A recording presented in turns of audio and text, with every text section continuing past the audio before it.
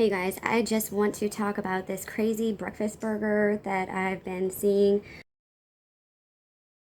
A lot of people are saying, "Oh, what's the big deal? This is the same as the Arby's chicken or spicy Wendy's chicken sandwich or something like that, or a double cheeseburger, and then that's tater tots and maple syrup and cheese and burgers and eggs and all this stuff." And I just wanted to check on because I saw a lot of people were just the comments really got to me. People have no clue what they're talking about.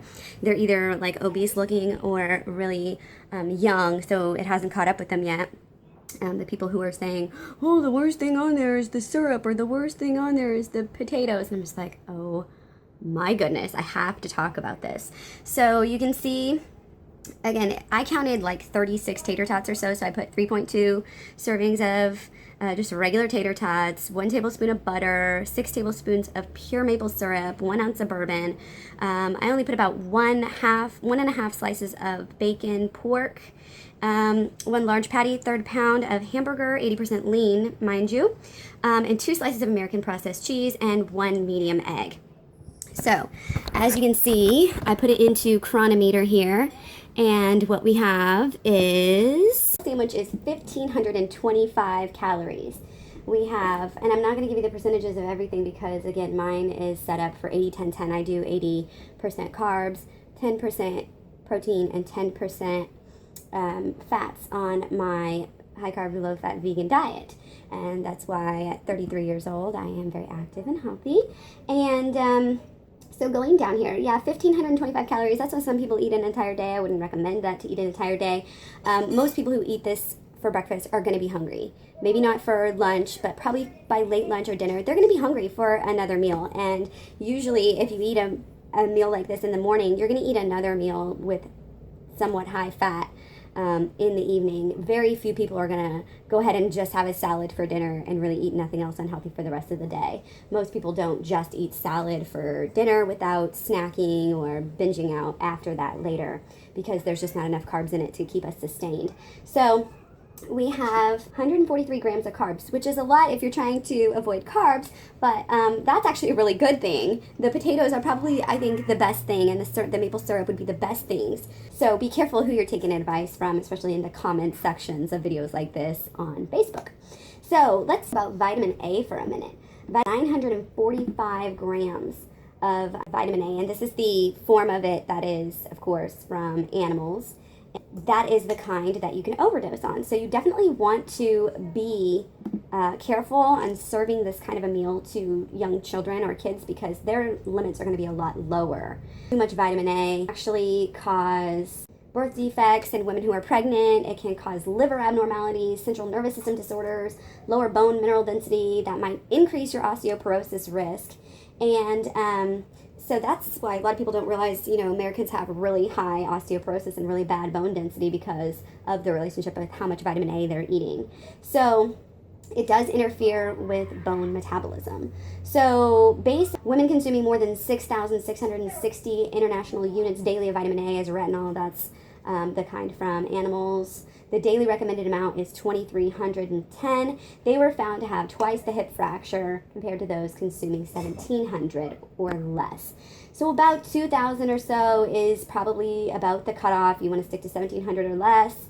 And so I would say this is about 40% of your daily vitamin A. So if you are eating this burger for breakfast, lunch, or dinner, or whatever, or eating animal products like this meal, you do want to be careful about too much vitamin A, which a lot of people don't even know about. So just be careful. That's something, again, most people are not going to think of. People are going to think of calories, which calories aren't bad in themselves either. I eat 2,000 to 3,000 calories a day.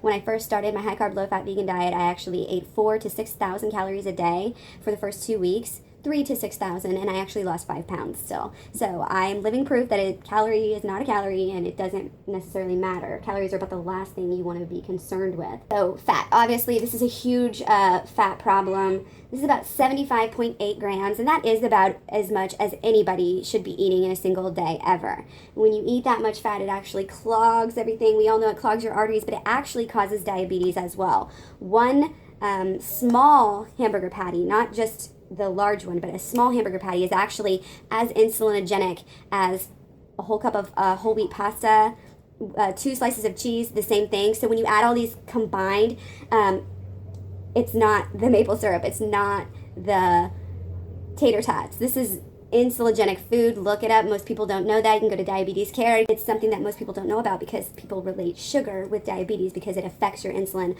but people don't even realize that meat causes diabetes as well. It stays in your body forever. Not only is the meat staying in your system, in your stomach for like up to 6 hours, a meal like this is just going to sit and rot in your stomach for a really long time and be really hard on your body to digest.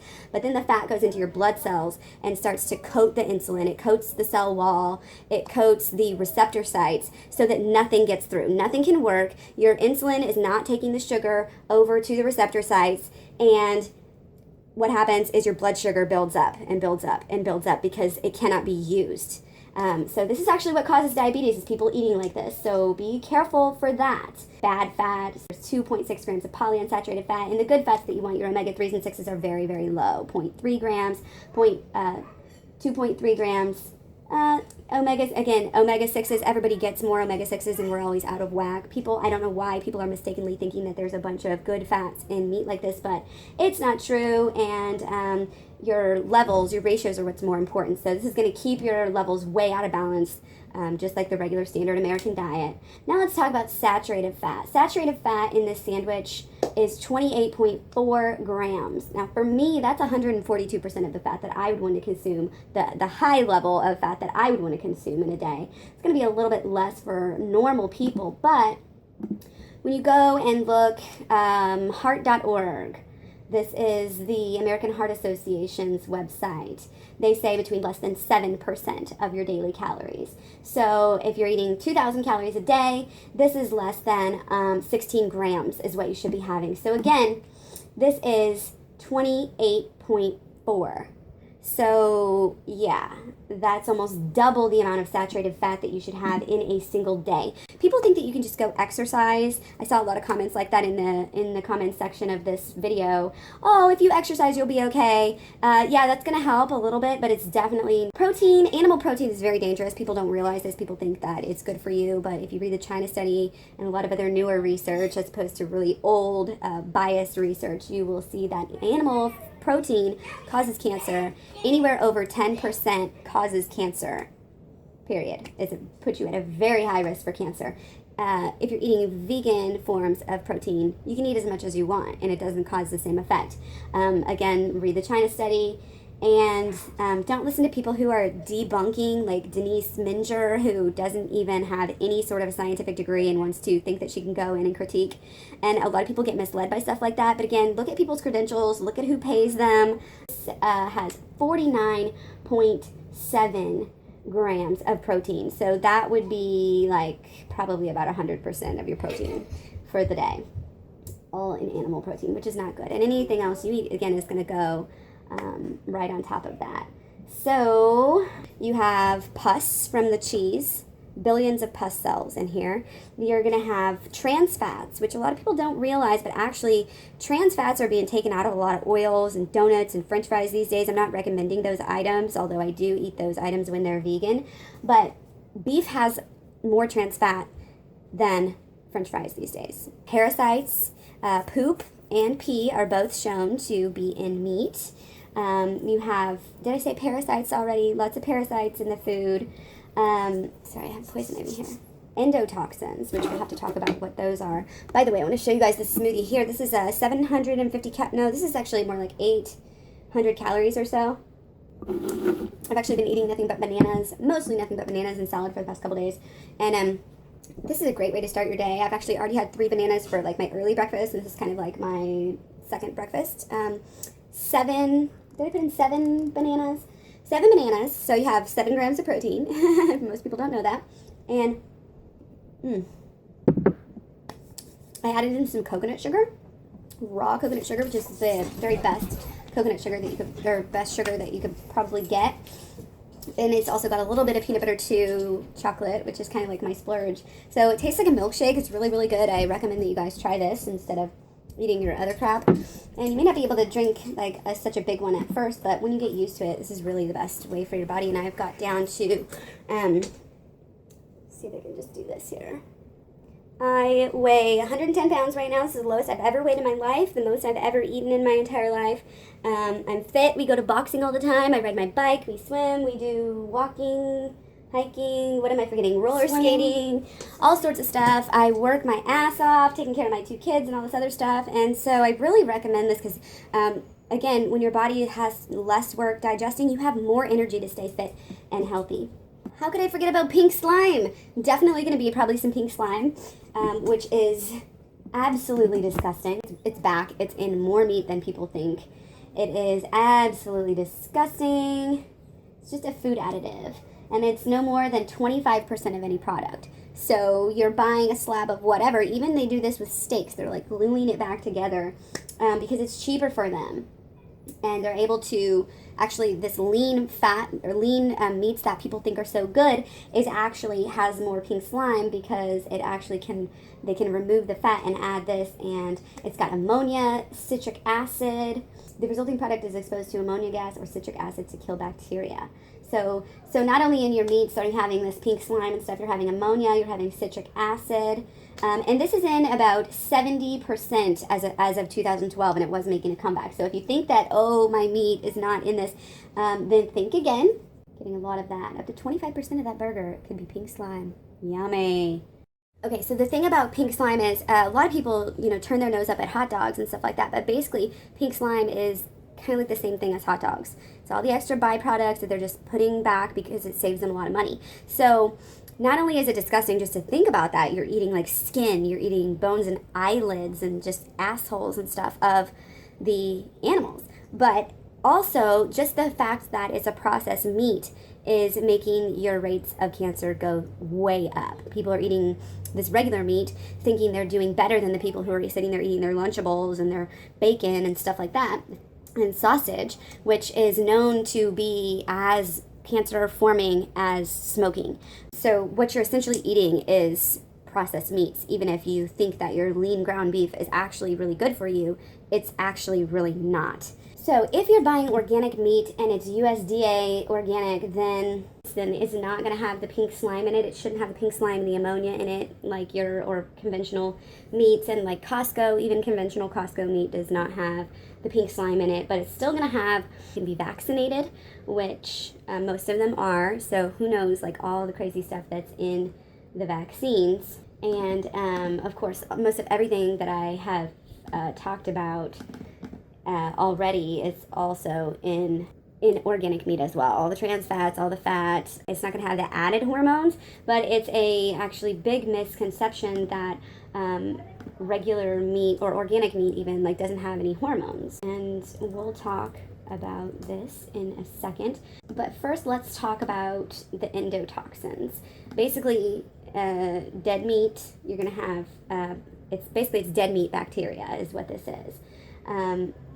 And it can actually cause a surge of inflammation that is exacerbated by the presence of saturated animal fat. So this has a lot to do with the leaky gut theory and a lot of different things, but just know that endotoxins are not good for us. And this would be in the eggs, in the meat, and the cheese. If you have IBS, if you have leaky gut, can cause arthritis, different things like that. And fermented foods have these endotoxins as well. And it's all in everything: pork, poultry, dairy, and eggs. So moving on to the hormones and everything. Most people think that when you buy natural meat, you're actually reducing your exposure. But if you buy natural meat, it doesn't mean anything. It just means that no preservatives or hormones or additives were added until after it was processed. Adrenaline is one of the hormones that is naturally found in meat, and these are going to be in really, really high amounts, especially when you have something that is killed in a factory farm the way that they're doing it. Even kosher meats have been proven lately not to actually be kosher at all. You're eating steady amounts of adrenaline. This is going to cause anxiety problems. So they're saying hormone-laden meat can cause fatigue, malaise, impotence, high blood pressure, and high cholesterol. Dioxin, there's 38 units of dioxin in beef, 24.1 units of dioxin in cheese, and eggs have 4.1 units of dioxin. So this meal alone is going to be giving you a lot of dioxin. If you don't know what that is, it's a toxin. We're trying to eliminate that in our environment, and it is known to cause developmental abnormality. It is a mutagen, and it is carcinogenic. So this is really crazy that it's even legal to eat this stuff. And people who say, oh, well, it's a choice, it really shouldn't be, because eating meat and other animal products is the number one thing that's hurting our environment. So not only are we affecting people that way and really affecting the whole world, but it's also the fact that the top three of the top killers in America, at least, are heart disease, stroke, and diabetes, and these are all caused by eating meals just like this. So it becomes a public health and safety issue at that point, which of course we all end up helping pay for these types of issues. Red meat, basically because it's so unsanitary, the redness has gone down in meat. So the meat industries inject red dye 40 to improve the meat color, which is known to cause hyperactive deficit disorder, ADD, oppositional defiant disorder, and OCD as well. So it also is suspected to cause high birth defects and possible cancer. So that's definitely something that you want to avoid. And I'm finding all this on wholevegan.com/meat, and you can just search for it. But again, the sodium nitrate is definitely going to be in all the pink slime and any other, and the bacon, because it's a processed additive and helps it retain its color, and it also covers other bad flavors, because again, there's poop. There's a lot of poop in the meat. So, and urine as well. It makes the texture softer, and it suppresses bacterial and fungal growth. So it actually combines with the amine component in the meat to become nitrosamine, which actually can be lethal. They did an animal experiment. Only one injection of 0.3 micrograms can be lethal. And it also causes liver and lung cancer. So, and again, they're eating, not only are the animals eating GMOs, but all of these animals, chickens, cows, and pigs, which are eating all three in this one fucking meal, which is totally gluttonous and greedy, and there's vegan alternatives. You can make this meal with a vegan alternative, minus the eggs, although I think they do have a vegan egg alternative. But you can have a great meal. You can have a lot of great meals without all this horrible cruelty and death. Animal abuse is animal abuse. Fur babies are fur babies. So wake up. Pigs are just actually, they're smarter than dogs. They're all sentient. They all feel pain. And chickens actually eat up to 35% of their food in blood and bone meal. And the other animals eat more, like 10 to 15%. So you got to be careful about mad cow. You got it, because it's the fallen animals that they're taking and grinding up and feeding back to all the healthy animals. So, and again, this is just to save money for the meat industry. And the actual shit of chickens, which contains arsenic and food poisoning bacteria, among other things, is actually added to the bone meal as well. It's just so toxic, concentrated bacteria. Bone meal actually contains grinded styrofoam and plastic bags that package the meat. It can contain euthanized pets, even cats and dogs, mostly cats and dogs. It's got the pink stuff, pentobarbital sodium, which is used as lethal injection for euthanasia for cats and dogs.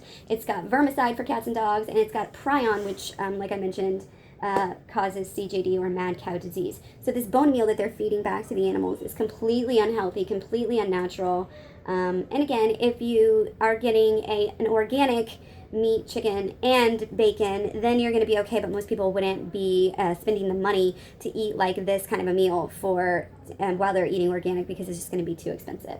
So all of these things are going to combine to cause mad cow, cause cancer, to cause diabetes, cause stroke, and obesity, which is going to add to all of the other things, regardless of whether you think you're exercising or not enough, which, let's just face it, most people aren't. I think only a third of people in the United States get the recommended daily amount of exercise, and a lot of people are focusing on strength training, which does not help your heart. Cardio is the only thing that actually helps your heart. So please avoid sandwiches like this. Please spread this video to help people to stop eating stuff like this, because I think it's really, people are so misinformed. It's disinfo that's being spread everywhere. Even a lot of aware people that are aware of the powers that be and the just the corrupt systems of the world still haven't put it together that this is what we're talking about.